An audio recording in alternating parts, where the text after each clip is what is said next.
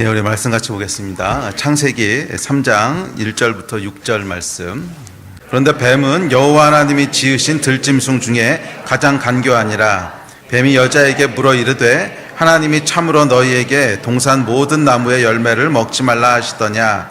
여자가 뱀에게 말하되 동산 나무의 열매를 우리가 먹을 수 있으나 동산 중앙에 있는 나무의 열매는 하나님의 말씀에 너희는 먹지도 말고 만지지도 말라. 너희가 죽을까 하노라 하셨느니라. 뱀이 여자에게 이르되 너희가 결코 죽지 아니하리라. 너희가 그것을 먹는 날에는 너희 눈이 밝아져 하나님과 같이 되어 선악을 알 줄 하나님이 아심이니라. 여자가 그 나무를 본즉 먹음직도 하고 보암직도 하고 지혜롭게 할 만큼 탐스럽기도 한 나무인지라. 여자가 그 열매를 따먹고 자기와 함께 있는 남편에게도 주매 그도 먹은지라. 아멘. 저희가 창세기 말씀 살펴보고 있습니다. 우리에게는 창조주가 계십니다. 창조주가 계시다고 하는 것은 사람은 스스로 모든 것을 결정하고 질서를 만들도록 지음받은 존재가 아니라 창조주가 만드신 질서 안에 머물도록 지음받은 존재라는 뜻입니다. 저와 여러분이 원하는 것은 무엇이든지 할 수 있는 그런 존재로 지음받은 것이 아닙니다. 우리 삶을 디자인하신 분이 있어요. 물론 하나님께서 우리에게 자유롭게 선택할 수 있는 의지를 주셨기 때문에 여러분이 원하시는 건 마음대로 하실 수는 있습니다. 물리적으로 마음대로 하실 수 있지만 거기에는 복과 저주가 있습니다. 그래서 이 하나님이 정해놓으신 질서 안에 거하는 사람은 하나님이 주시고자 하는 복을 누리게 되어 있고, 그렇지 않고 그 질서를 벗어나서 내 마음대로 살아가는 사람은 복을 누리지 못하게 되어 있습니다. 그래서 이 복을 누리지 못하는 것을 성경은 저주라고 얘기한다 그랬죠. 그래서 우리가 어떤 선택을 할 것인가에 따라서 우리 삶의 복과 저주가 갈라지는 것입니다. 2019년 한 해가 여러분들이 창조주 하나님의 질서 안에 더 깊게 머무시게 되는 그런 한 해가 되기를 주의 이름으로 축복합니다. 자, 그런데 창세기 3장에 보면 불행하게도 첫사람이었던 아담과 하와가 선악과를 따먹게 됩니다. 하나님 따먹지 말라고 질서를 정하셨거든요. 질서를 정해놓으신 것은 동산 중앙에 있는 저 나무 열매는 절대 따먹으면 안 돼. 질서를 정하셨는데 불행하게도 그 열매를 따먹음으로 하나님의 질서를 벗어나게 됩니다. 우리 지난주에 살펴봤죠. 그리고 이어지는 내용들은 성경 전체의 내용은 어떻게 이 질서를 벗어난 사람들이 인간이 이 저주 속으로 들어가게 되는가. 저주로 들어간다고 하는 것은 복을 누리지 못하게 되는 것이고, 원래 하나님이 만들어 오셨던 질서가 다 깨어지는 거지요. 그래서 이어지는 이제 창세기의 이야기를 보면 그 다음에 살인사건이 나오고 전쟁이 나오고 갈등이 나오고 온갖 모양의 죄들이 인간 사회 속으로 들어오게 되는 이야기들이 이어집니다. 이게 저주지요. 자, 그래서 우리가 지난주에 선악과의 의미에 대해서 이제 한번 살펴봤는데, 오늘도 선악과 이야기를 한 주 더 살펴보면서 우리의 가장 무서운 저주, 이 죄 문제에 대해서 조금 더 살펴보려고 합니다. 이 죄라고 하는 것은 아담과 하와가 선악과를 따먹으로 말미암아 인류 전체 안에 정말 고통스러운 죄가 들어오게 되는데, 이 죄는 인류의 고통일 뿐만 아니라 우리 각 사람의 인생의 고통이기도 합니다. 그렇지요. 저와 여러분의 인생을 고통스럽게 하고 복을 받지 못하게 하고, 복을 받지 못한다기보다는 복 안에 머물지 못하게 하고 저주로 계속 이끌어가는 것은 우리 삶 속에서 역사하는 죄입니다. 근데 이 죄는 뭐라 그랬냐면 하나님의 질서를 벗어나는 게 죄예요. 그래서 하나님의 질서를 계속 벗어나는 이 죄가 우리 삶 가운데 들어옴으로 말미암아 저와 여러분의 인생을 저주로 계속 이끌고 간다는 거예요. 고통으로, 실패로, 아픔으로 계속 어둠으로 이끌고 가는 것이 죄입니다. 그래서 오늘은 특별히 3장 1절부터 6절 말씀,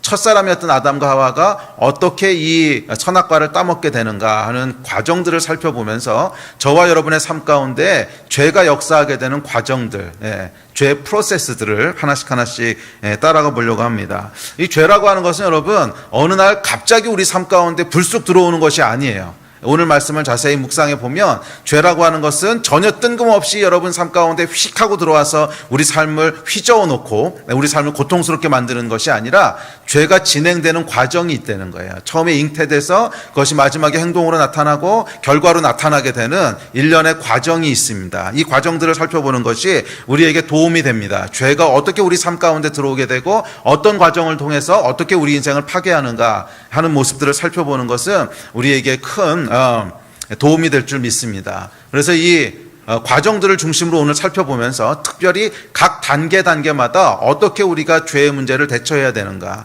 그 얘기는 어떻게 다시 우리가 하나님의 질서 속으로 돌아가고 머물기를 힘써야 되는가 하는 말씀들을 함께 살펴보려고 합니다. 자, 첫 번째 단계부터 살펴보겠습니다. 자, 첫 번째 단계는 죄가 우리 마음속에서 잉태되는 단계입니다. 그 아까도 얘기했지만 죄라고 하는 것은 아무 뜬금없이 아무 컨텍스트 없이 툭 튀어나오는 것이 아닙니다. 먼저 우리 마음속에 죄가 잉태되는 시간들이 있습니다. 그래서 아무런 죄에 대한 지식도, 죄에 대한 유혹도, 죄에 대한 호기심도 전혀 없는데 그냥 툭 하고 죄가 튀어나오는 것이 아니라는 거예요. 그런 것은 죄라고 부르는 게 아니라 실수라고 부르는 겁니다. 실수. 뭐 사람이 실수할 수 있어요. 뭐를 잘못 선택한다거나 발을 헛디딘다거나 뭐 실수할 수 있죠. 근데 이것을 죄라고 부르진 않습니다. 성경에서도 우리가 이 하나님의 질서를 벗어나는 경우를 다 죄라 그러진 않아요. 어떤 것은 우리의 연약함 때문에 실수할 때가 있어요. 실수하는 건 뭐냐면 내 안에 그 죄에 대한 깊은 소망이 있었던 것이 아니라 그냥 아차하는 순간에 잘못한 거예요. 이런 것들은 굉장히 해결이 쉽습니다. 뭐 죄가 아닌 건 아니에요. 질서를 벗어났기 때문에. 그렇지만 해결 방법이 그렇게 어렵지 않아요. 그냥 실수한 거기 때문에 이거 잘못했습니다. 다음부터 안 할게요. 그럼 끝나는 겁니다. 그러면 더 이상 어떠한 저주도 우리 삶 가운데 역사하지 않습니다. 그런데 이거 말고 진짜 성경이 죄라고 실수가 아니라 죄라고 부르는 것은 먼저 우리 마음에서 잉태되는 단계가 있다는 거예요. 죄가 우리 마음속에 자리 잡게 되는 그 단계가 있습니다. 그래서 이 죄는 여러분, 이 첫 번째 단계하고 두 번째 단계, 이 두 가지 조건이 딱 맞았을 때 우리 삶 가운데 열매를 맺기 시작해요. 여러분, 이 씨앗도 그렇잖아요. 씨앗도 땅에다 심으면 조건이 딱 맞았을 때 열매가 나기 시작하지, 조건이 안 맞으면 아무리 그 씨가 심어져도 열매가 나지 않습니다. 그렇죠? 첫째는 땅에 토질도 맞아야 되고 기후도 맞아야 되고, 이런 조건들이 맞았을 때, 토지가 아무리 맞아도 기후가 맨날 영하 10도야 이러면 아무 역사도 안 일어나는 거고, 토지가 아무리 기후가 아무리 좋아도 토지가 이 씨를 낼 수 없는 토지면 뭐 심어봐야 뭐 사막 같은 모래밭에다 심어봐야 뭐가 나겠어요. 그렇듯이 우리 죄도 마찬가지예요. 죄가 여러분의 삶 가운데 심기워서 씨앗이 난다고 하는 것은 죄가 열매 맺을 수 있는 조건들이 맞았다는 거예요. 적어도 두 가지 조건이 있는데, 하나는 이 첫 번째 조건이 제가 지금 말씀드리는 우리 안에서부터 시작되는 이야기입니다. 첫 번째 조건은 뭐냐 하면, 죄는 항상 하나님에 대한 불만에서부터 시작된다는 거예요. 하나님에 대한 불만에서부터 시작된다는 거예요. 또는 불편함. 뭐 불만까지는 아니라도 하나님이 불편해. 뭔가 불만이야. 여기서부터 시작됩니다. 자, 오늘 본문 말씀 2절 3절 보면 하와가 이렇게 얘기하는 것을 볼 수 있습니다. 시작. 여자가 뱀에게 말하되 동산나무의 열매를 우리가 먹을 수 있으나 동산 중앙에 있는 나무의 열매는 하나님의 말씀에 너희는 먹지도 말고 만지지도 말라 너희가 죽을까 하노라 하셨느니라. 자, 이 말씀을 읽어보면 여러분, 하나님께서 만지지 말라 그런 적 없거든요. 먹지 말라고만 했지. 그런데 이런 식의 표현이 언제 나오는 것 같으세요? 뭔가 불만이 있을 때 나오는 표현이잖아요. 그렇지 않아요? 이 아이들이 엄마가 이제 저기 사탕을 이렇게 사다 놨는데 너무너무 먹고 싶은데 엄마가 너 이빨 썩으니까 못 먹어. 절대 먹으면 안 돼. 그래서 이게 뿌르퉁해가지고 있어. 뿌르퉁해가지고 있는데 아빠가 돌아와가지고서 왜 그래? 그러면 엄마가 저거 만지지도 말래. 이러는 거잖아. 분명히 만지지 말라는 얘기 안 했는데 이건 무슨 뜻이에요? 그 안에 뭔가 뿌르뚱한 게 있다는 거죠. 뭔가 마음이 불편하고 뭔가 마음에 불만이 있고 이렇다는 게 있다는 거죠. 이 하와의 이야기를 보면 분명히 하나님께서는 다 먹어라, 조금만 먹지 마라 그러셨죠. 다 먹어라, 조금만 먹지 마라 이러셨는데 다 먹어라에 대한 얘기도 없고, 그잖아요. 뭐 모든 거 먹지 말라 그런 것도 아니잖아. 다 먹어라, 조금 하나 빼고 이러신 건데 거기에 대한 언급도 없고 만지지 말라는 표현은 특별히 없었어요. 그랬는데 먹지도 말고 만지지도 말라 이런 거 보면 뭔가 그 안에 불만이 있었다는 것을 알 수 있습니다. 여러분, 죄는 말이에요, 사단의 유혹으로부터 시작되는 게 아니에요. 많은 사람들이 이 선악과 말씀을 오해해서 사단이 우리에게 유혹을 해서 내 안에 아무 문제도 없었는데 죄가 인간에게 들어왔어요. 천만에 그렇게 시작된 게 아니라는 거야. 죄는 사단이 유혹할 만한 먼 건덕지가 그 안에 있었기 때문에 시작된 거예요. 이 안에 하나님에 대한 불만, 불편함, 뱀이 유혹하기 전에 이미 하와의 마음에는 뭔가 불편한 것이, 하나님의 말씀에 대한 불만이 있었습니다. 뱀이 그 틈을 타고 유혹한 것이죠. 만약 여러분은 예를 들어서 하와의 마음에 불편과 뭐 불만이 전혀 없었어. 그래서 하나님이 하신 일이 막 너무 감사하고 너무 만족하고 막 하나님 생각만 하고 있어도 기쁘고 즐겁고. 그런데 여러분, 뱀이 어떻게 유혹합니까? 어림도 없지. 그렇지 않아요? 뭐 틈이 없는데. 뱀이 유혹할 수 있었던 것은 그 마음에 틈이 있었기 때문이에요. 뭔가 하나님에 대한 불만이 있고 불편함이 있고 그 틈이 있으니까 사단이 유혹할 수 있었던 것입니다. 우리 안에도 여러분, 죄가 시작되는 그 첫 단계를 보면 하나님에 대한 불편함, 뭐 처음엔 불만까지 아닐 수 있어요. 근데 불편함, 편하지 않은 거야. 왜? 하나님이 내가 원하는 대로 잘 안 해주셔. 내가 그렇게 오래 기도했는데 이거 왜 응답 안 해주시지? 뭐 불만까지는 아닌데 불편해. 기쁘지 않아. 뭐 이런 마음들이 있잖아요. 여러분 그러신 적 있지 않으세요? 막 하나님이 너무 기쁘고 너무 막 이 하나님의 사랑만 생각하면 감사하고 눈물이 나고 그런 마음이 아니라 뭔가 하나님, 그러면 에이 무슨 하나님이 이래, 거기까지는 아니라도 하나님 내가 그렇게 열심히 기도했는데 왜 아무것도 안 들어주시지? 마음이 전혀 움직이지 않고 좀 불편하고, 그래서 하나님 앞으로 나가려고 그래도 뭔가 찝찝하고 별로 그렇게 하고 싶지 않고 이런 마음들 말이야 이거. 죄는 여러분 항상 여기서부터 시작돼요. 항상 여기서부터 시작돼요. 뭔가 하나님 앞에 나가려고 하는데 불편하고 뭐 그러다가 조금 그것이 이제 발전되면 불만으로 나타나기 시작하죠. 하나님 그렇게 열심히 기도했는데 왜 안 들어주셨습니까? 내가 그렇게 노력하고 애썼는데 왜 결과가 이렇습니까? 이건 내가 정말 원하고 원했던 것인데 왜 하나님 이것은 못하게 하십니까? 뭐 이런 불편함들, 이런 원망들, 이걸 여러분 전문 용어로 시험 들었다 그러지. 보통 교회에서 시험 들었다 그러죠. 아이고 시험 들었네. 근데 요즘은 또 이 말도 많이 안 쓰는 것 같아요. 우리 윗세대 분들이 즐겨 사용하셨던 표현인데 시험 들었다고. 이 하나님이 해주신 일들에 대한 감사는 없고요, 해주지 않으신 일들에 대한 불평만 있어. 이게 여러분 죄의 시작이라는 것입니다. 하와를 생각해 보십시오. 여러분 감사할 조건들이 얼마나 많았습니까? 에덴에 모든 축복을 주셨고 금하신 것이 하나도 없었어요. 조고 하나 따먹지 말라는 거 빼고는 금하신 것이 하나도 없었어요. 아니 에덴 동산에 열매가 그거 하나밖에 없냐고. 아니잖아요 여러분. 먹을 것이 풍성한, 부족한 것이 하나도 없는 것이 에덴 동산이었어요. 먹고 싶으면 그 사과 열매인지 무슨 열매인지 모르겠지만 애가 사과라고 합시다. 사과 말고 바나나도 있고 귤도 있고 딸기도 있고 사과나무도요, 다른 나무들이 얼마든지 있었을 거란 말이야. 그런데 왜 그거 하나 먹지 말라는 것만 생각하냐고. 잘 생각해 보세요 여러분. 저와 여러분의 인생 가운데 하나님 앞에 감사할 것이 많습니까? 불평할 것이 많습니까? 사실 카운트해보면, 복을 세워보면 감사할 것이 월등히 많잖아. 감사할 것이 월등히 많잖아. 하나님께서 잠깐이라도 여러분 인생 가운데 손을 거두시면 지금 여러분의 인생이 유지될 수 있을 것 같으세요? 우리에게 생명 주신 분도 하나님이시고 우리에게 이렇게 살 수 있는 소망 주신 분도 하나님 분이시고 오늘 이곳에 와서 예배할 수 있도록 하신 분도 하나님이시고 건강 주신 분도 하나님이시고 가족 가운데 살게 하신 분도 하나님이시고 하여간 모든 것을 주신 분이 하나님이신데, 그렇지 않아요?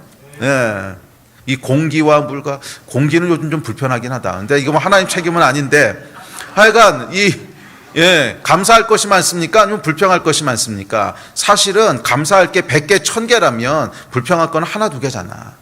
그런데 참 이상하게도 죄가 하와의 삶 가운데 들어갈 때 보면 그 감사할 조건들은 하나도 이야기하지 않아. 감사할 조건들은 하나도 보이지 않아. 그럼 뭐가 보여요? 그거 하지 말라 그런 거 그거 하나. 하지 말라 그런 거 그거 하나. 그게 딱 눈에 들어와요. 이게 여러분 죄의 시작입니다. 하나님이 왜 안 들어주시긴 왜 안 들어주시겠어요? 그게 여러분에게 안 좋으니까 안 들어주시는 거지. 그 믿음이 있어야지. 뭐 하나님이 우리에게 좋은 건데 안 주시겠어? 안 좋으니까 안 주시는 거지. 그리고 또 타이밍이라는 게 있잖아. 그게 지금 주면 또 안 좋을 수 있어. 나중에 줘야지. 이게 하나님이 아시니까 안 좋으니까 안 주시는 건데 그걸 가지고 뭐 왜 안 주십니까? 어떻게 이러실 수가 있습니까? 너희들 좋으라고 그러실 수 있는 건데 이걸 우리가 계속 원망하고 불평하고, 이게 어리석음이죠. 그런데 이 원망과 불평이 결국 뭐냐 하면 죄의 시작이라는 거예요. 자, 그렇다면 이 죄를 막기 위해서는 어떻게 해야 됩니까? 이 단계에서 적절하게 대처하셔야 돼요. 여기서 그 다음 단계로 넘어가면 훨씬 어려워집니다.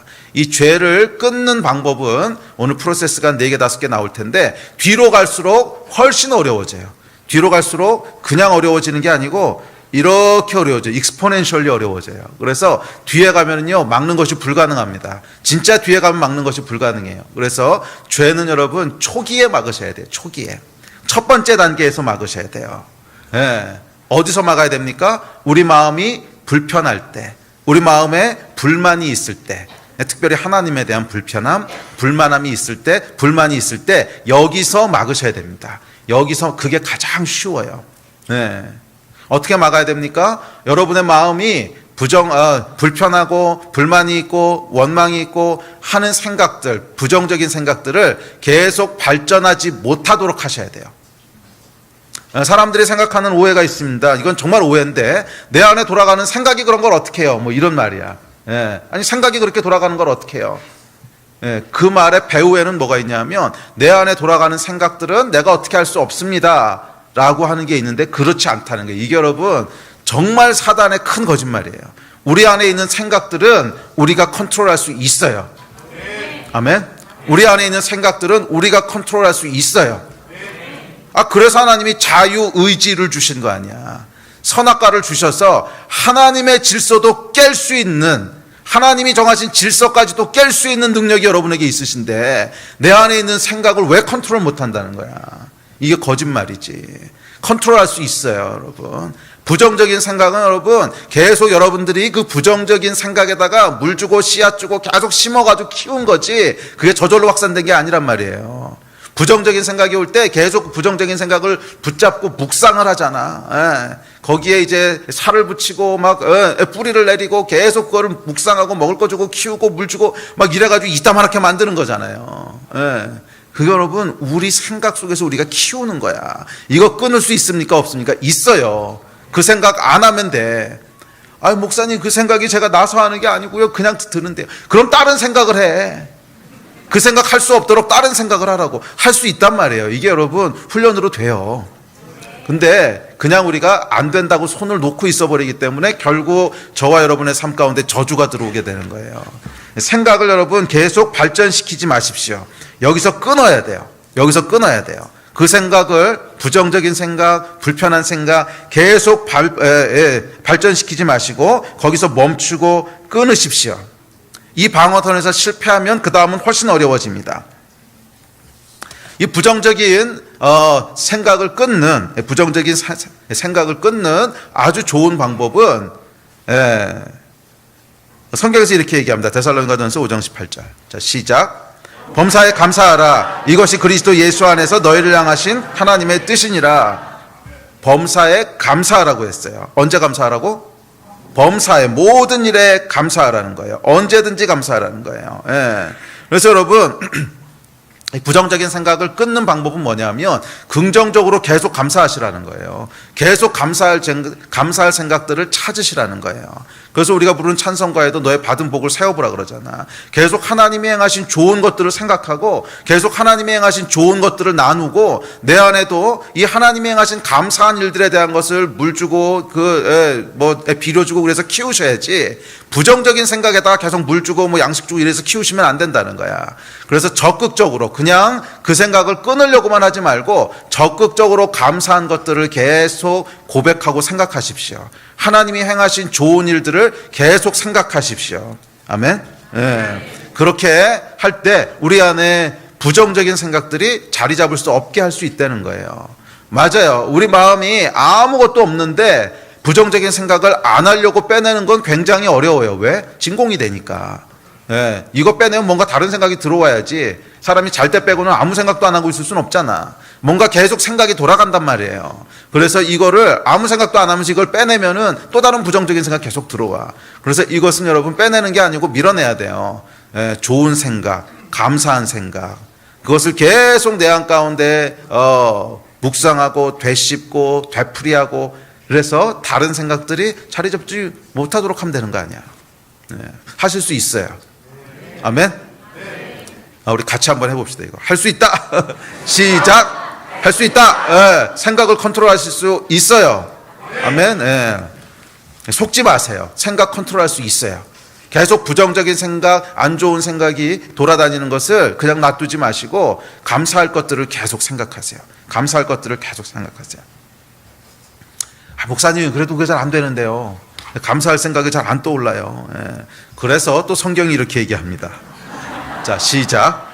쉬지 말고 기도하라. 아무것도 염려하지 말고 다만 모든 일에 기도와 간구로 너희 구할 것을 감사함으로 하나님께 아뢰라. 그리하면 모든 지각에 뛰어난 하나님의 평강이 그리스도 예수 안에서 너희 마음과 생각을 지키시리라. 기도를 계속하고 기도에 감사함으로 깨어있으라. 이 감사함으로 계속 우리 마음을 유지할 수 있는 비결이 뭐라는 거예요? 기도하는 거라는 거예요. 분명히 성경이 이 방법을 얘기했어요. 염려하지 말고, 이 염려라는 것 속에는 다 부정적인 게 들어있는 거죠. 염려하고 불편해하고 원망하고 힘들어하고 불만이고 이거 하지 말고 뭐 하라는 거야? 기도하라는 거예요. 기도할 때 어떻게 하시겠다는 거야? 하나님의 평강이 그리스도 안에서 우리 마음과 생각을 지켜주시겠다는 거야. 지금 마음과 생각이 마음대로 안 돼서 문제라며. 이 마음과 생각을 지켜주시겠다고 약속하셨단 말이야. 언제? 기도할 때. 예. 그래서 여러분 쉬지 말고 기도하십시오. 기도를 안 하는 사람은 그래서 여러분 죄로부터 해방될 수가 없습니다. 불가능한 얘기예요. 왜? 계속 부정적인 생각이 우리 마음 가운데 왔다 갔다 할 텐데 그것이 결국 죄의 열매를 맺게 되겠지. 안 맺겠어요. 예. 그래서 기도하지 않는 사람은 이 죄 문제로부터 절대로 해방될 수가 없습니다. 기억하세요, 여러분. 기도하지 않는 사람은 절대로 죄 문제에서 해방될 수 없어요. 여러분 안에 죄의 시작이 되는 이 불편함과 불만과 부정적인 생각들을 몰아내기 원하신다면 마음과 생각을 지키시겠다고 약속하신, 언제? 기도할 때. 네, 기도의 자리에 계속 나오셔서 쉬지 말고 기도하십시오. 그런데 쉬지 말고 기도할 때 기도에 뭐 하라 그랬어요? 감사함으로 깨어있으라 그랬어요. 감사하는 기도를 하시라는 거예요. 여러분 굉장히 파워풀합니다. 굉장히 파워풀해요. 기도할 때 감사의 기도를 계속 시작해 보세요. 하나님, 오늘 이것 때문에 감사하고 저것 때문에 감사하고, 감사할 조건들을 계속 찾아서 기도를 시작해 보세요. 우리 마음이요 변해요. 그 기도를 쫓아서 우리 마음이 달라져요. 이거는 해보신 분들은 다 알아요. 기도를 쫓아서 우리 마음이 새로워지고 달라져요. 성령께서 우리 마음과 생각을 지키시는 거예요. 약속대로. 네, 기도의 자리에서 여러분 승리하시기를 주의 이름으로 축복합니다. 죄 두 번째 단계가 있습니다. 3장 1절입니다. 시작. 그런데 뱀은 여호와 하나님이 지으신 들짐승 중에 가장 간교하니라. 뱀이 여자에게 물어 이르되 하나님이 참으로 너희에게 동산 모든 나무의 열매를 먹지 말라 하시더냐. 두 번째 단계는 사단의 유혹입니다. 그런데 이 사단의 유혹은 앞서도 얘기했지만 그냥 아무 틈도 없는데 얘가 치고 들어오는 게 아니에요. 아무 틈도 없는데 치고 들어오는 게 아니에요. 우리 가운데 틈이 있기 때문에 그 틈으로 들어오는 것입니다. 그래서 얘가 얼마나 정확한지 보세요. 아담을 먼저 안 노리고 하와를 먼저 노려. 왜? 하와 마음에 틈이 있는 게 딱 보이거든. 가장 연약한 틈으로 탁 치고 정확하게 치고 들어오는 거예요. 그래서 여러분 죄는 말이에요, 이 두 가지 조건이 맞았을 때 싹을 내게 됩니다. 내 안에 뭔가 불편한 마음이 있고 거기에 마귀가 유혹할 때 결국 죄가 우리 가운데 싹을 트게 되는 거예요. 그러면 여러분 죄는 사탄과 내 자아의 합작품이지 어느 한쪽의 문제가 아닙니다. 그래서 여러분 이 죄의 문제를 놓고 기도하실 때는 이것을 전부 다 마귀의 문제로만 몰고 가시면 안 돼요. 걔도 억울해요. 예. 억울하다고는 농담이고 걔네가 나쁜 놈인데 우리 안에 아무 잘못도 없는데 이거 혼자서 한 게 아니라는 거예요. 그래서 죄 문제는 반드시 마귀를 대적하는 것과 동시에 뭐가 있어야 돼요? 내 삶에 대한 회개가 있어야 돼요. 내 안에서 적어도 50%의 책임이 있다는 거야. 적어도 50%. 사실 그거 이상의 책임이 있어요. 왜냐하면 첫 단계는 100% 내가 혼자 한 거잖아. 내 안에 있는 불만, 하나님에 대한 어떤 불편함, 이거 내가 한 거거든. 자, 그렇다면 이것을 어떻게 막아야 됩니까? 첫 번째 단계에서 막았다면 참 좋았겠지만 거기서 수비가 뚫렸다면 두 번째라도 막으셔야 됩니다. 여기에 대해서는 성경이 이렇게 얘기합니다. 야고보서 4장 7, 8절 시작. 그런즉 너희는 하나님께 복종할지어다. 마귀를 대적하라. 그리하면 너희를 피하리라. 하나님을 가까이 하라. 그리하면 너희를 가까이 하시리라. 죄인들아 손을 깨끗이 하라. 두 마음을 품은 자들아 마음을 성결하게 하라. 첫째는요, 마귀를 대적하라는 거예요. 마음에 유혹이 오면 마귀를 대적하라는 거예요. 마귀야 물러가라. 사탄아 물러가라. 대적하라는 거고, 두 번째는 뭐냐면 대적할 뿐만이 아니라 하나님을 가까이 하라는 거예요.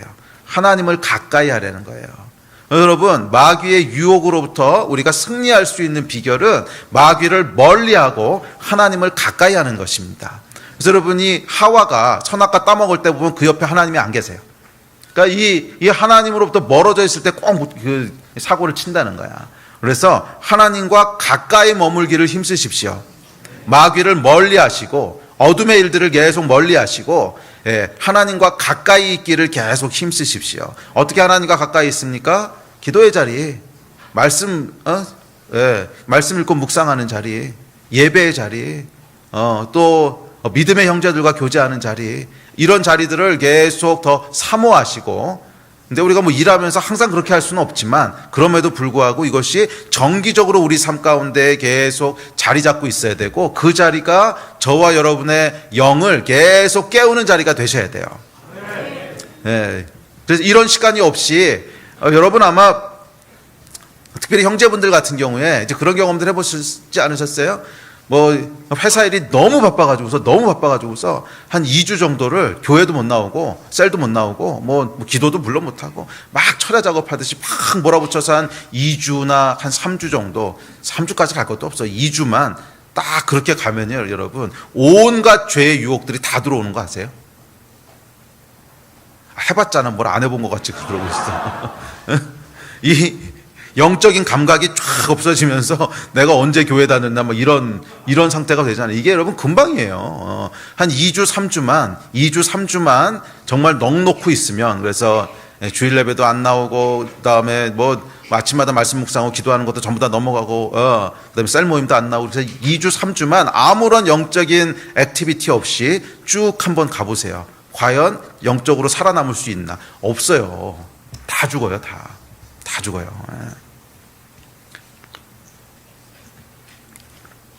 사실 제 안에 있었던 그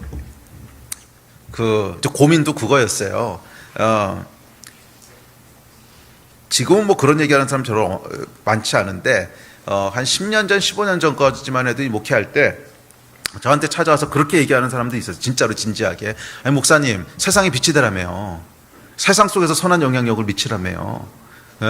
아니, 뭐 가정이 중요하다며요. 가정 속에서 가장이 어쨌거나 영적인 리더가 돼서 가정 속에서 복음이 어쨌거나 역사할 수 있도록 그렇게 해야 된다며요. 근데 교회에서 매일 모이라 그러면 이거 언제 합니까? 시간이 없어요. 교회에서 매일 모이라 그러면 근데 매일도 아닌데 이게 항상 이 선악과 따먹는 거랑 똑같아. 만지지 말라 그런 적 없는데, 제가 매일이라 그런 적 없는데, 보면 월요일하고 화요일은 비잖아요. 수목금토일만 나오면 되잖아. 매일 아니거든. 근데 약간 모임이 많다는 거야. 뭐 수요일 날은 훈련 있고, 목요일 날 셀 있고, 그다음에 금요일 날 금요 예배 있고, 주일 날은 당연히 주일이고, 토요일 날도 뭐 보면은 하여간 뭔가 있어. 분명히 뭔가 있기 때문에, 그러면 언제 세상에 나가서 우리가 이렇게 합니까? 이거 모든 거 다 없애고 아주 심플하게 합시다. 우리 주일 날 아주 빡세게 예배 한번 드리고, 그 다음에는 우리의 처소에서 가정에서 가정 예배 드리면서 교회를 뭐 세우고 뭐 이렇게 합시다라고 말하시는 분들이 있었어요. 그래서 저도 혹했어요. 그래야 되는 거 아닌가?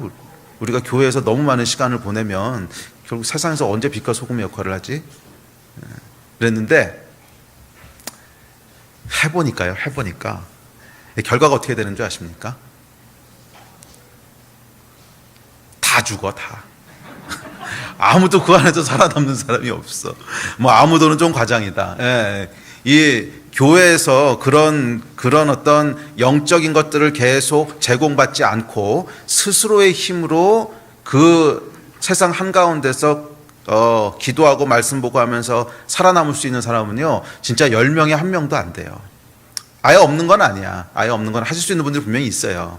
스스로 그렇게 이 말씀을 가지고 살아남을 수 있는 분들이 분명히 있습니다. 뭐 그러니까 선교사님들이 아무도 없는 데 가서 혼자 살아남지. 그게 불가능한 건 아닌데, 그게 정말 10명에 1명도 안 되는 거예요. 그럼 나머지 9명은 그냥 빛 좋은 개살구야.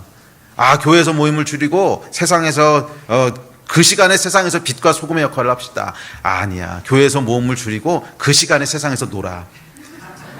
그 시간에 딴 거 하는 게 아니고 그냥 그 시간에 세상에서 놀아. 그래서 이게 안 된다고 하는 걸 알았어요. 그냥 한두 명은 되는데 거의 한 8, 90%는 그게 불가능해요. 그게 우리의 연약함이야.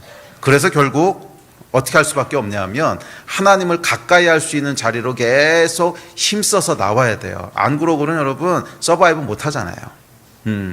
잠깐만 한눈 팔고 있어도 그냥 영이 쫙 죽어서 그냥 혼만 남고 육만 남잖아요. 예. 어쨌든지 간에 이 하나님을 가까이 하기를 힘쓰십시오. 하나님을 가까이 하기를 힘쓰세요. 계속 여러분의 삶 가운데 긍정적인 영적인 영향을 받을 수 있는 그 자리에 여러분들을 계속 두셔야 돼요. 의지적으로. 아침에 기도하는 자리, 아침에 말씀 묵상하는 자리, 또 형제들과 만나서 함께 기도하고 나누는 자리, 예배하는 자리를 의지적으로 계속 노력해서 선택하셔야 돼요. 그러지 않으면 결국 마귀가 틈타게 돼요. 결국 마귀가 틈타게 돼요. 자, 세 번째 단계가 있습니다. 세 번째 단계는 말하는 것입니다. 말하는 것.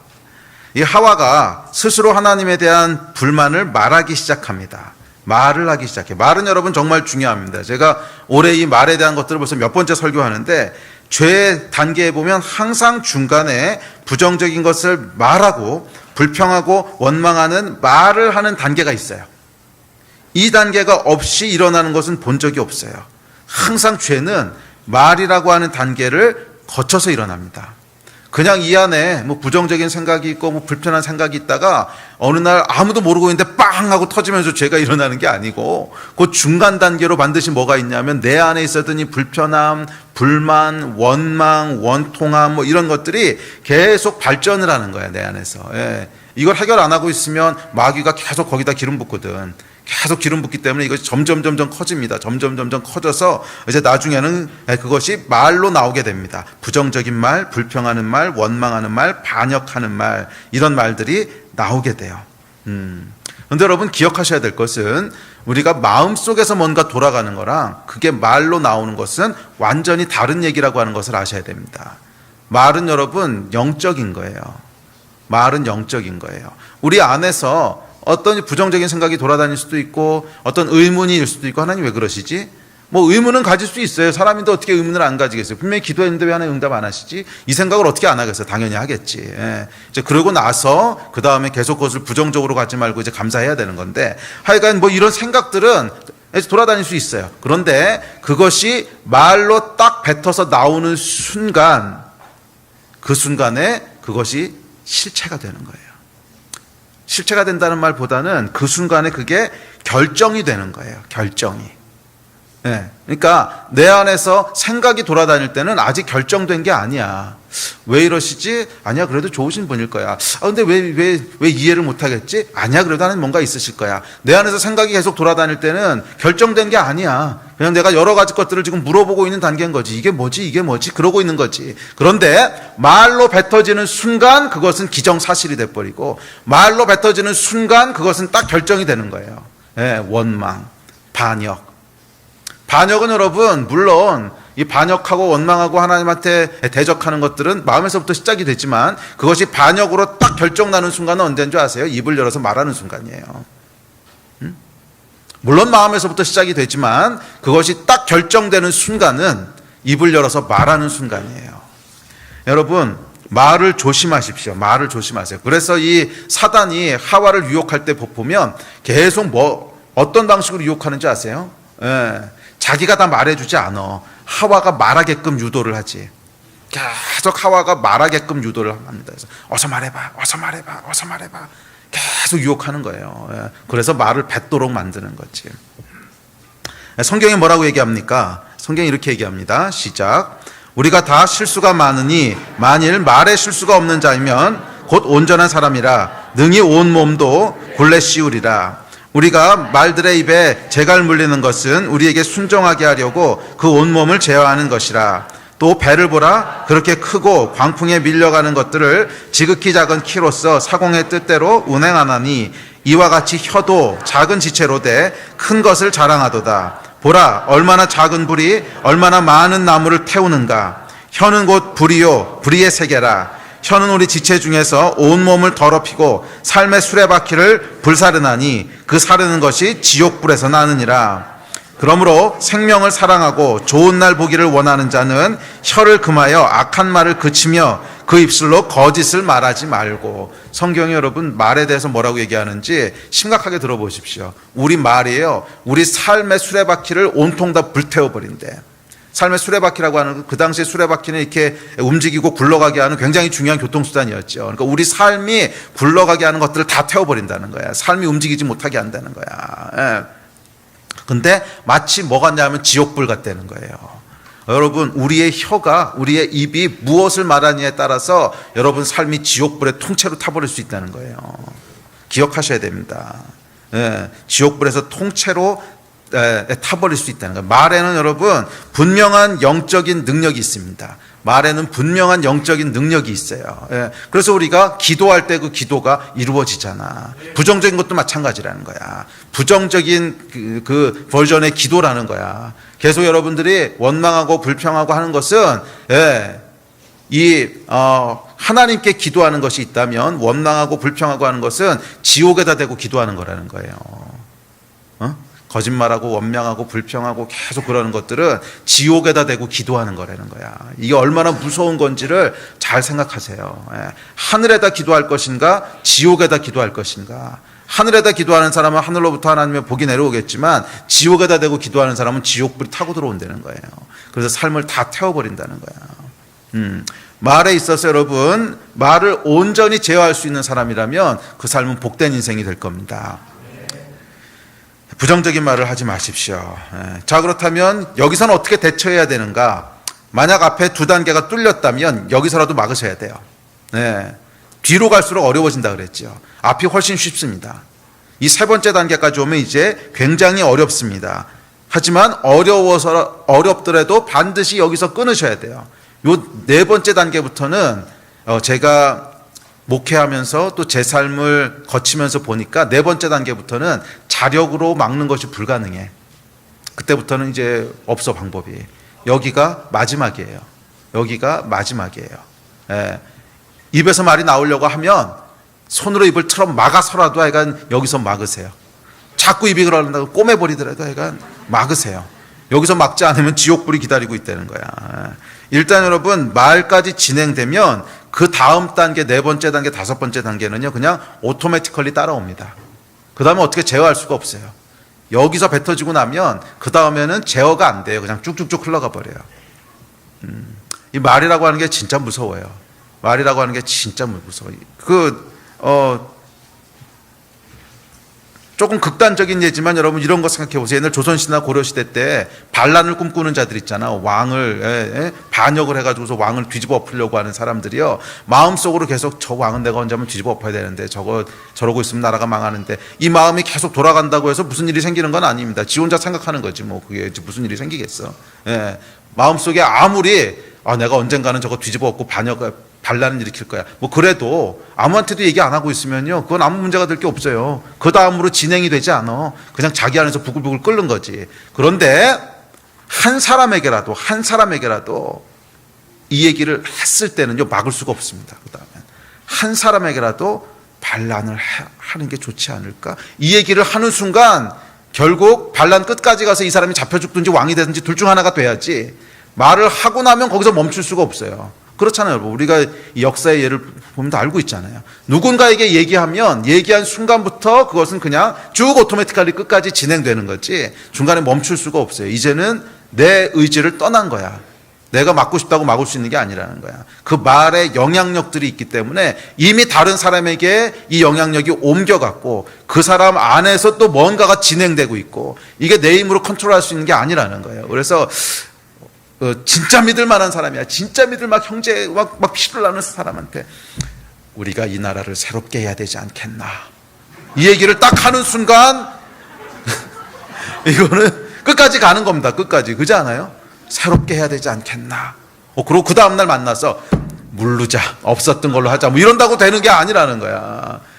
뭐 이 사람이 언제 어디서 지난번에 누구를 만났는데 나라를 새롭게 하자 그러던데요. 뭐 이런 얘기하면 또 당장 목 날아가고 뭐 부족을 멸하고 이러는 거지. 이 말이라고 하는 게 여러분 어떤 건지 잘 생각해 보십시오. 아무것도 아닌 것 같은데 말을 하는 순간 그 다음 단계는 그냥 따라오게 돼 있어요. 그래서 어떻게 하든지 여기서 막으셔야 돼요. 어떻게 하든지 막으셔야 돼요. 동의하십니까? 이 죄가 결국 실체가 되기 시작하는 것은 말을 하면서부터예요. 말을. 교회 안에서도 마찬가지입니다. 교회가 언제 문제가 생기고 언제 교회가 무너지기 시작하는지 아십니까? 말이 나오면서부터 무너지는 거예요. 말 나오기 전에 무너지지 않습니다. 근데 누군가 부정적인 말, 누군가 원망하고 불평하고 부정하고 질투하고 이런 얘기들을 하기 시작하는 순간부터 죄가 실체가 돼서 돌아다니기 시작해요. 부부싸움이 언제 진행되나 보십시오. 마음으로 내가 불편한 게 있다고 해서 싸움으로 발전하지 않습니다. 말이 튀어나오는 순간 불이 붙기 시작하는 거잖아요. 지옥불이. 어제랑 오늘도 지옥불에서 나오신 분 있지 않으세요? 그 지옥불이 어떻게 붙었나 생각해 보세요. 이 말이 튀어나오면서부터 시작된 거잖아. 당신도 그렇잖아. 이런 얘기든지 또 그랬네 이런 거든지. 그러니까 뭔가 그거 그냥 마음속으로만 해. 또 그랬네. 당신도 그렇잖아. 그럼 싸움 안 나요. 근데 그게 여기서 이렇게 나오는 순간 이제 지옥불이 붙는 거지. 자, 그렇다면 2단계에서는 어떻게 대처해야 됩니까? 2단계에서 대처법은 뭐냐면 평소의 훈련입니다. 이 말은요, 평소의 훈련이에요. 네. 말은 여러분, 우리의 의지를 따라서 물론 나오긴 하는데, 평소 내 습관에 크게 영향받는 거 아세요? 평소 내 언어 습관에 크게 영향을 받아요. 그래서 저는 이 언어 습관을 세우려고 굉장히 오랜 시간 동안 노력을 많이 했어요. 나는 이런 종류의 말은 안 할 거야. 원칙들을 세워놓고 그 원칙을 깨지 않으려고 굉장히 노력했어요. 그 중에 하나가 부정적인 말은 내가 안 할 거야. 네?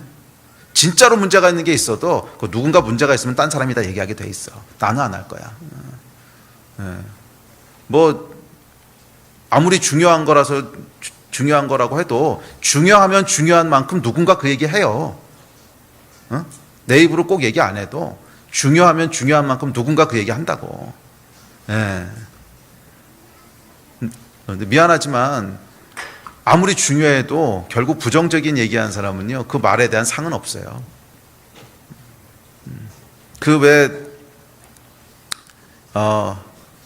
다윗의 아들이었던 압살롬 죽었을 때 그 압살롬 죽었다고 요압한테 가가지고서 이 승리의 기쁜 소식을 내가 다윗왕한테 가서 알리겠습니다. 그랬더니 요압이 가지 마라. 그 가봐야 상관없다. 그런데 이 미련한 놈이 그래서 요압이 어떻게 했어요? 요압이 이 사람 되게 아끼는 장군이었나 봐. 이름도 기억 안 나는데 아히말렉인가 그랬던 것 같은데. 그러니까 이 친구한테 아끼는 장수였던 것 같아요. 그러니까 네가 가서 왜 그렇게 안 좋은 일 당하려고 하냐? 자기 쫄자 하나 보낼 테니까 가지 마. 그리고 쫄자를 보냈는데 이 미련한 놈이 그래도 그걸 그냥 말 타고 빨리 가가지고서 다윗한테 먼저 도착하죠. 그래서 이겼습니다. 그랬더니 다윗이 압살롬은 죽었습니다. 거기 무슨 상이 있었어? 아무 상도 없지. 바보같이 왜 이렇게 부정적인 얘기를 지가 전하냐고. 여러분도요, 좀 지혜로운 사람이 되세요. 부정적인 걸로 여러분의 입술을 더럽힐 필요가 없어. 그냥 좋은 소식, 복된 소식, 그것만 계속 말하기에도 바쁜데 뭘 그렇게 부정적인 얘기들을 자꾸 하려고 그러세요. 근데 이게 리더십의 위치가 위로 올라가면 올라가는 만큼 어쩔 수 없이 할 수밖에 없는 얘기들이 생기는데 그럴 때라도 이것을 어떻게든지 긍정적으로 풀어서 얘기하려고 노력하지. 어떻게든지 긍정적으로 풀어서 얘기하려고 노력하지. 그것을 부정적으로 계속 얘기하지 말라는 거예요. 이거 훈련이에요. 진짜 훈련이에요. 저도 원래 언어 습관이 그렇게 좋았던 사람은 아니에요. 돌아보니까 굉장히 비판적인 사람이고 또 좋은 것보다 안 좋은 게 먼저 보여요. 참 이상하더라고. 성격도 좀 있는 것 같아요. 제가 원래 성격이 이제 꼼꼼하고 실수하는 거 싫어하고 이러다 보니까 항상 뭐를 먼저 보냐면 안 될 것들을 먼저 봐요. 그래서 그 안 될 것들을 조치를 해야 실수를 안 하니까. 그래서 항상 어떤 일이 탁 하고 떨어지면 와 그거 되면 너무 좋겠네 이걸 보는 게 아니고 그게 안 될 수 있는 건 뭐지? 이걸 먼저 생각하게 돼. 그러다 보니까 부정적인 걸로 자꾸 생각이 돌아가는 거죠. 일도 그렇고 사람도 그렇고. 근데 어느 순간에 제가 얘기하다가 어떤 걸 깨달았냐 하면 그 둘이 앉아서 막 얘기를 하고 있었어요. 어떤 목사님이랑. 근데 굉장히 좋은 어떤 계획이 나왔어요. 그래서 와, 그거 너무 좋다. 그거 해야지. 막 그렇게 제가 생각을 했어요. 그런데 이 목사님이 저한테 얘기한 거거든. 뭐 그러니까 이런 게 있는데 한번 해보면 어떻겠냐고. 그거 너무 좋다고 해야 된다고. 이제 그렇게 생각을 했는데 한참 대화를 하다 보니까 자꾸 이 목사님이 저하고 싸우는 거야. 왜 싸우냐 하면 그 일을 해야 된다고 나한테 계속 강조를 하는 거예요. 근데 난 이상한 거야. 아니 지금 하자고 얘기하고 있는데 왜 자꾸 하자고 그러면서 나랑 싸우지? 근데 돌아와서 곰곰이 생각해 보니까 제가 무슨 얘기를 했냐 하면 그 일이 되기 위해서는 이런 문제도 생길 수 있고 저런 문제도 생길 수 있고 이렇게 될 수도 있고 저렇게 될 수도 있고 그러니까 이거를 막고 저거를 막고 이거를 막고 이렇게 막아야 이 일이 진행된다. 난 이렇게 이제 생각이 돌아가는 거죠. 그러니까 계속 이 얘기를 하는 거예요. 이렇게 해서 안 될 수도 있습니다. 저렇게 해도 안 될 수도 있습니다. 이 사람은 뭐라고 듣냐 하면 이 사람이 하기 싫구나. 그래서 계속 저를 설득하고 있는 거예요. 그래서 오래전 얘기인데 제가 아차 싶었어요. 내가 말을 이렇게 하는구나. 예. 될 거를 왜 얘기 안 하고 계속 안 될 것만 얘기하고 있는 거야. 이래서 안 될 거고 저래서 안 될 거고. 근데 분명히 제 안에 있는 생각은 그거 하고 싶은 건데. 이 여러분 말의 훈련이 필요합니다. 그래서 저는 굉장히 노력 많이 해요. 네. 아무리 안 될 것 같아도 일단 문제가 있어도 가급적이면 긍정적으로 풀어서 얘기하려고 하고 특별히 사람에 대한 얘기는요 진짜 긍정적으로 풀어서 계속 긍휼의 마음으로 얘기해야 됩니다. 그 다음에 제 삶에 갖고 있는 언어에 대한 두 가지 원칙이 있어요. 큰 원칙. 첫째, 부정적으로 얘기하지 않는다. 가급적이면 긍정적으로 얘기한다. 첫 번째 원칙이고요. 두 번째, 없는 데서 그 사람 얘기하지 않는다. 이게 제 원칙입니다. 그 사람 없는 데서 뒷담화까지 않는다. 이게 제 원칙이에요. 그 사람이 좋은 얘기는 해요. 좋은 얘기는. 이 사람 너무 훌륭한 사람이야. 뭐 이런 얘기 안 하진 않지. 이건 다 하는데 뒷담화라고 하는 게 그런 거 아니잖아요. 뭐 이 사람에 대한 부정적인 얘기들, 뭐 안 좋은 얘기들 이런 거. 그래서 제 언어 원칙이 뭐냐면 그 사람이 비록 내 앞에 없어도 그 사람이 마치 있는 것처럼 있어서 들어도 아무 상관이 없는 그 얘기만 해요. 그 사람이 없는데 막 얘기하다가 그 사람이 그 자리에 있으면 딱 멈출 수밖에 없는 이런 얘기는 하지 말라는 거야. 아예. 그런 얘기를 뭐하라 해. 특별히 남자들보다 적어도 30% 40% 정도 여자들이 말을 더 많이 한대요. 맞나? 그때 숫자가 나와 있었는데 남자가 하루에 2만 단어를 얘기하고 여자가 3만 5천 단어 얘기한다고 그랬던 것 같은데 숫자는 좀 틀릴 수 있는데 하여간 말 많아요. 무슨 말 하세요? 무슨 말? 모였을 때 무슨 말 하세요? 뒤에서 그런 말 하지 마세요. 여러분의 삶이 지옥불에 불타요. 절대 그런 얘기하는 거 아니에요. 그 사람이 바로 앞에 있어도 아무 상관없는 얘기만 하시는 거예요. 그리고 진짜로 그 문제가 그 사람에게 그렇게 중요하고 중차대한 문제면 직접 대고 말을 해줘야지. 왜 뒤에서 딴 사람한테 뒷담화 까고 있어. 직접 대고 얘기해줘야지. 진짜 중요한 거면. 당신 그렇게 하면 문제가 정말 심각해질 거고 나중에 어려워질 겁니다. 진짜 앞에다 대고 얘기해야지. 앞에다 대고 아무 얘기도 안 하고 뒤에 가서 그런데 말이야. 걔 그렇게 하면 안 돼. 걔 뭐 뒤에 가서 그렇게 하면 이건 뭐 하는 거야 이게. 이렇게 하면 안 된다는 거예요. 이렇게 하면 누구 삶이 지옥불에 불탄다고? 그 얘기 하는 사람의 삶이 지옥불에 불타는 거예요. 아멘? 네. 그래서 여러분 이 말은요 습관이에요. 언어는요 훈련하실 수 있어요. 네. 여러분들 특별히 우리 젊은 형제 자매들은 젊었을 때부터 훈련하는 게 훨씬 쉽습니다. 딱 말의 원칙들을 정하세요. 나는 이런 말은 절대 안 할 거야. 네. 나는 이런 종류의 말은 절대 하지 않을 거야. 이거를 딱 정하시고 계속 훈련하세요. 달라질 수 있어요. 아멘. 네, 그런 여러분 되시기를 바랍니다. 시간 많이 갔는데 네 번째, 다섯 번째는 별거 없습니다. 그럼 이제 죄를 진짜 짓게 된다는 거예요. 진짜 죄를 짓게 된다는 거예요. 3장 6절입니다. 자, 시작. 여자가 그 나무를 본즉 먹음직도 하고 보암직도 하고 지혜롭게 할 만큼 탐스럽기도 한 나무인지라 여자가 그 열매를 따먹고 자기와 함께 있는 남편에게도 주매 그도 먹은지라. 이 6절이 여러분 이후에 인류 역사 전체를 뒤흔드는 전무후무한 엄청난 사건입니다. 그죠? 예, 인류의 역사가 쫙 갈라지게 되는 정말 인류 역사를 통틀어서 가장 심각하고 가장 중요한 중차대한 사건이 인류 역사를 뒤흔드는 사건이 일어났습니다. 그런데 그 인류 역사 전체를 뒤흔드는 이 엄청난 사건이 딸랑 6절 한 절입니다.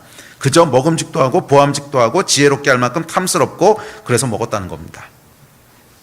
아니, 정말 이게 인류 역사 전체를 뒤흔든 이유입니까? 인류 역사 전체를 뒤흔든 이 전무후무한 사건의 이유가 먹음직하고 보암직하고 탐스러워서 그랬대요. 이거 황당하지 않습니까? 이것 때문에 얼마나 많은 사람들이 고통 속에서 지옥불에서 죽음으로, 이거 아마 셀 수도 없을 걸. 이것 때문에 이 이후에 일어난 그 수많은 전쟁을 통해서 죽어간 사람들. 근데 그 엄청난 사건이 말이에요. 엄청난 사건이 그냥 단순히 보암직도 하고 먹음직도 하고 탐스러워서 먹었대. 여러분, 죄가 말이에요, 네 번째 단계에 가면 그냥 너무 쉽게 일어난다는 거예요. 너무 쉽게. 별 생각 없이 부담 없이 그냥 일어난다는 거예요. 그래서 성경이 보면 죄가 우리 문 앞에 와 있다. 이 표현이 정확해요. 탁 문 열고 가면 항상 거기 있다는 거예요. 그냥 3단계까지 죄가 진행된 사람은 4단계 실제로 죄를 행하는 단계로 넘어갈 때는요, 그냥 아무 생각 없이 별 생각 없이 너무 쉽게 이어집니다. 막상 행하는 단계에서 죄는 어이가 없을 정도로 쉽고 또 쉽습니다. 그래서 손을 뻗어서 열매를 따먹기만 하면 됩니다. 여러분 삶에 치명적인 실수 또는 죄를 지었던 순간이 있다면 한번 돌아보십시오. 그냥 아차하는 사이 일어나지 않았어요? 그게 뭐 많이 막 치밀하게 계획하고 기획하고 그래서 죄를 저지른 것이 아니야. 그잖아요. 이 죄를 막 지려고 치밀하게 기획하고 계획하고 그래서 지은 게 아니고 아차하면서 넘어졌잖아. 다 아차하면서 넘어졌잖아. 아차하고 넘어졌는데 지나고 나서 보니까 감싸 내가 뭐 한 거지? 이게 여러분 죄가 네 번째 단계로 오면 이렇게 되는 거예요. 기억하십시오. 여러분, 여러분의 삶 가운데도 정말 여러분의 삶 전체를 뒤흔들 만한 그런 정말 큰 사건과 죄가요, 그냥 보암직하고 먹음직하고 탐스러워서 아무 생각 없이 일어날 수 있다는 거예요. 이게 참 무서운 메시지입니다. 인류 역사 전체를 뒤흔드는 인류 역사 통틀어서 가장 중요한 가장 큰 사건이 단순히 보암직하고 먹음직하고 탐스러워서 일어났대. 여러분 삶을 뒤흔들 만한 사건도 이렇게 일어날 수 있다고 하는 것을 기억하십시오. 그래서 이 네 번째 단계에 가기 전에 막으셔야 됩니다. 네 번째 단계까지 오게 되면 어떻게 해야 됩니까? 여기서부터는 방법이 없습니다. 그냥 오토매티컬리 진행되는 거예요. 그러니까 아까 얘기했잖아요. 왕을 바꿔야 되겠습니다. 이러면요, 그 다음부터는 이제 브레이크가 없어요. 왕을 바꿔야겠습니다. 이 얘기가 딱 나오는 순간부터는 브레이크는 없어. 내 손을 떠난 거야. 그냥 쭉 진행되는 거야. 왕이 바뀌든 내가 죽든. 이 네 번째 단계는 여러분, 하나님의 특별한 은혜가 아니면 멈춰지지 않습니다. 이건 그냥 내 의지가 아니에요. 하나님의 특별한 은혜가 있어야만 멈춰져요. 특별한 은혜, 뭐 교통사고가 나서 허리가 부러진다든지, 특별한 은혜, 사업이 쫄딱 망한다든지, 특별한 은혜, 진짜 특별한 하나님의 은혜가 있지 않으면 안 멈춰져요. 이때는. 그러니까 여기까지 가기 전에 멈추십시오. 여기서부터는 진짜 강제로 하나님 브레이크를 잡으시는 사건이 일어나기 전에는 쉽지 않습니다. 그래서 이 단계에서 우리가 해야 될 것은 회개입니다. 회개. 빨리 하나님한테 회개하고 돌아와야지. 근데 사실은 그것도 쉽지 않아요. 계속 부정적인 얘기하던 사람이 어떻게 회개하겠어? 응?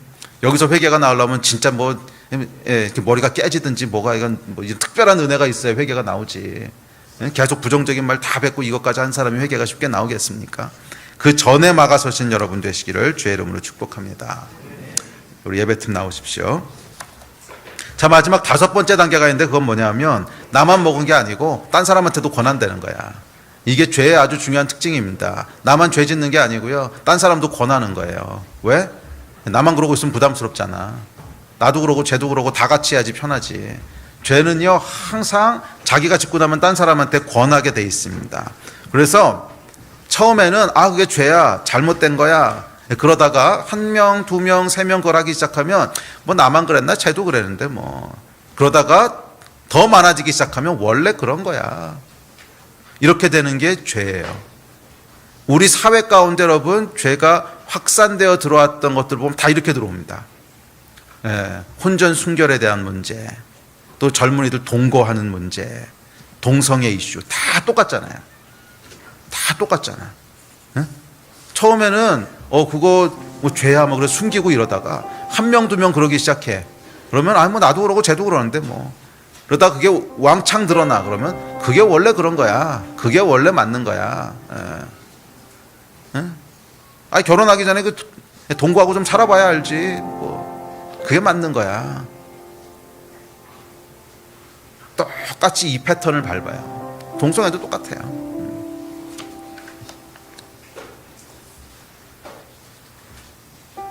그 결과 결국 우리가 이 하나님의 질서를 대적하는 그런 문화 속에 살게 됩니다.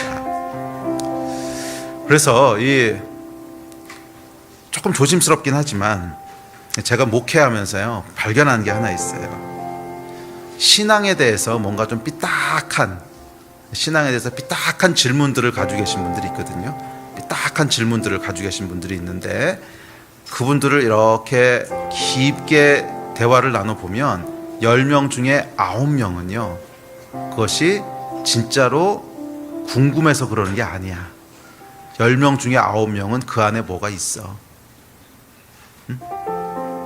그 안에 뭐가 있냐면 하나님이 정하신 질서를 바꾸고 싶은 뭔가가 있는 거야. 분명히 하나님이 이렇게 하면 안 돼, 이게 정상이야 라고 말을 했는데 그 싫은 거지. 뭔가 죄가 있단 말이야. 뭔가 죄가 있고 내가 그것 때문에 지금 불편하고 죄책감도 느끼고. 그럼 뭐가 나와요? 꼭 그래야 돼요? 이게 나오는 거예요. 꼭 그래야 돼요? 그러면서 하나님에 대한 삐딱한 질문으로 포장이 돼서 나와요. 그래서 이게 저도 처음에는 그냥 신학적인 질문이라고 생각을 하고 막 열심히 대답해 줬어. 노아의 홍수 때 전부 다 죽었다면 이제 물고기하고 민물고기하고 바닷물하고 민물이 막 이렇게 섞였을 텐데 그럼 민물고기가 죽든지 바닷고기가 죽든지 하나는 죽었어야 되는데 왜 둘 다 있습니까? 뭐 이런 질문들. 근데 별의별 질문 다 받아봤어요. 별의별 질문들 다 받아봤는데 이 질문들을 결국에는 그 처음에는 저도 좀 내공이 딸려서 그거 막 열심히 조사해가지고 대답해줬어요. 열심히 조사해가지고 이건 이런 거고 저건 저런 거고 열심히 대답해주고 나서 결국 그 사람의 그게 해결됐느냐? 전혀 해결 안 되더라고. 딴 거 또 나와. 결국 보면 그 안에 하나님이 불편한 뭔가가 있는 거야. 그 질서가 불편한 뭔가가 있는 거야. 죄책감이지. 내가 죄를 짓고 있는데 하나님이 계속 죄라 그러시거든. 그러니까 계속 불편한 거야. 그러니까 뭐가 나오는 거예요? 꼭 그래야 돼요? 이게 나오는 거지. 꼭 그래야 돼요? 진짜 순수하게 궁금해하는 사람들도 있어요. 대충 한 10%. 근데 정말 90%는 그 안에 뭐가 있어. 그 안에 뭐가 있어. 이제 말씀 여러분 마무리합시다. 죄는 여러분 앞에서 끊으셔야 됩니다. 뒤로 갈수록 힘들어집니다. 뒤로 갈수록 힘들어집니다. 여러분 마음에 하나님에 대한 불편함과 불만이 자리 잡지 못하게 하십시오. 마귀를 대적하십시오. 하나님을 가까이 하십시오. 이 두 단계에서 잡으셔야 돼요. 그리고 말에 대한 것들은 계속 훈련하십시오. 여기서 잡지 못하면 그 다음은 그냥 막을 수 없어요. 그냥 쭉 흘러가요. 말을 훈련하십시오. 그리고 여러분 마음 가운데는 불편함과 마귀를 대적하고 하나님을 가까이 하는 이 일들을 놓치지 마십시오. 계속 여러분의 입술로 긍정적인 것들을 고백하고 계속 하나님은 완전하시다고 고백하고 계속 하나님은 선하시다고 예배하고 그 자리에 여러분을 두십시오. 그래서 우리의 마음을 지키셔야 돼요. 이 기도와 예배 가운데 우리의 마음을 지키셔야 돼요. 그랬을 때 우리가 죄에서부터 보호받는 그런 복 가운데 거하게 될 줄 믿습니다. 자리에서 일어나서 기도합시다.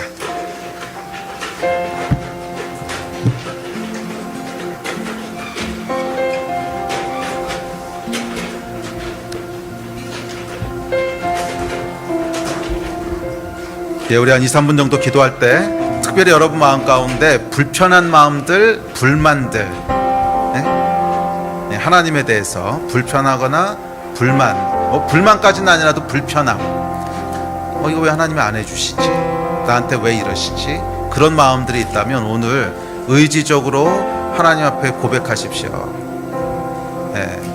받은 은혜들을 계속 고백하십시오. 안 좋은 그거 하나를 생각하지 말고, 금하신 그거 하나를 생각하지 말고, 하나님이 여러분 인생 가운데 행하신 좋은 것들을 계속 고백하십시오. 그 금하신 것 하나도 여러분을 위해서 그렇게 하신 거라고 하는 걸 이해하십시오. 그래서 계속 감사와 찬양과 예배로 선하신 하나님을 인정하고 고백하십시오. 기도하십시오. 그럴 때 우리 마음을 지키실 줄 믿습니다.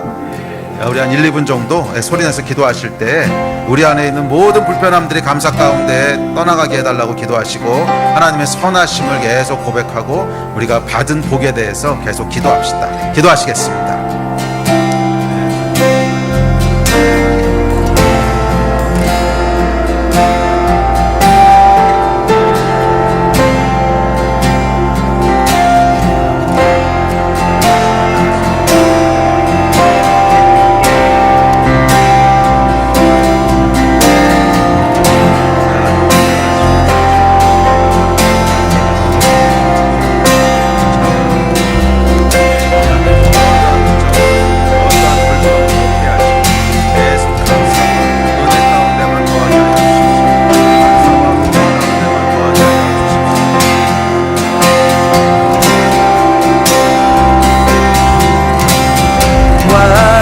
완전하신 나의 주, 그의 길로 날 인도하소서.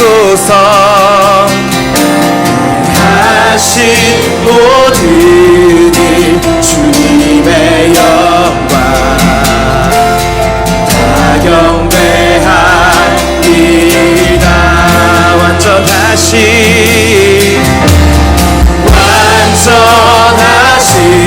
나의 주,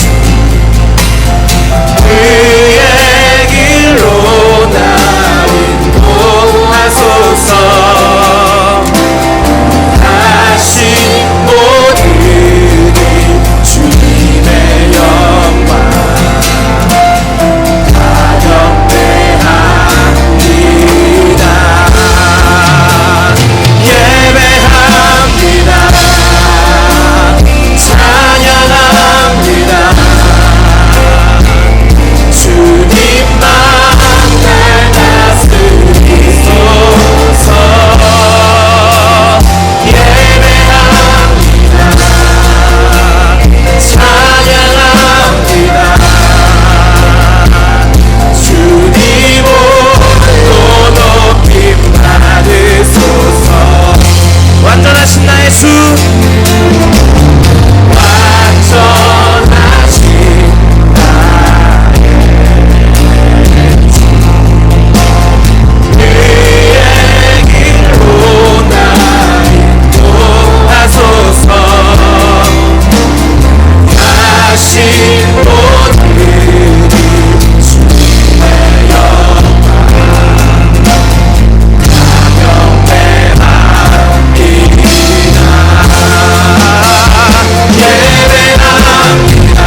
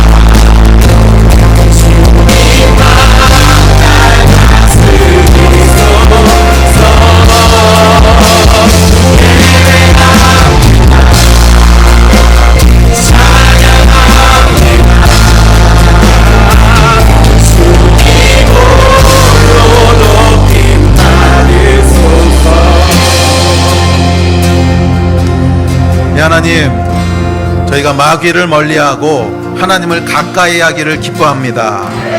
우리 하나님의 선하심을, 우리 하나님께서 우리 인생 가운데 베푸신 완전한 일들을 저희가 늘 기억합니다. 늘 고백합니다. 우리의 마음과 우리의 입술에 부정과 원망과 불평이 일절 자리 잡지 못하게 하겠습니다. 우리의 마음과 우리의 입술에 하나님을 향한 예배와 우리 하나님을 향한 감사와 하나님께서 행하신 축복의 일들만을 늘 풍성하게 담기를 다시 한번 선택합니다. 예, 하나님께서 우리에게 자유롭게 선택할 수 있는 능력을 주셨사오니 우리의 이 의지를 사용하여서 감사와 축복과 좋은 것들만을 나의 마음과 입술에 두기를 다시 한번 선택합니다. 주님, 복에 복을 더하여 주시옵소서. 죄가 우리 인생 가운데 틈타지 못하게 될 것을 믿습니다. 죄가 발전하지 못하게 될 것을 믿습니다. 예, 하나님, 그 일을 행하여 주시옵소서. 감사합니다. 주 예수 그리스도 이름으로 기도했습니다. 아멘. 아멘. 아멘. 우리 예배 마쳤습니다. 돌아가실 분들은 돌아가시고 조금 더 기도하기 원하시는 분들은 자유롭게 하시기 바랍니다.